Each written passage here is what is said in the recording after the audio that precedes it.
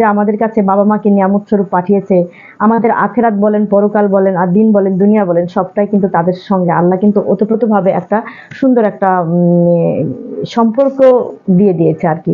এবং তাদের কাজের মাধ্যমে আমরা যে আমাদের ইহকাল থেকে শুরু করে পরকাল সবটাই কিন্তু আমরা খুব সুন্দরভাবে অতিবাহিত করতে পারি। যে বাবা মা মারা গেলে কিংবা বাবা মা না থাকলে দুহাত তুলে মোনাজাত করে নেই, কিছু লোকজনকে ডেকে কুলখানি করে নেই, তারপরে মাজারে সিন্নি দেয়, অনেক কিছু আর কি করি আর কি।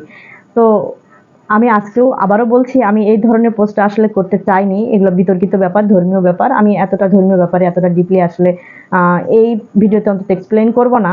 শুধু আমি এটুকুই বলবো যে আসলে বাবা মার সম্পর্কটা কখনো পাওয়া না পাওয়ার হিসাব দিয়ে হয় না।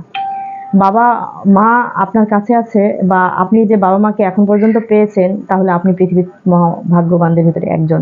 একজন মা, একজন বাবা, ভাবুন একবার তারা কতটা কষ্ট করে আপনাকে মানুষ করেছে, কতটা ত্যাগ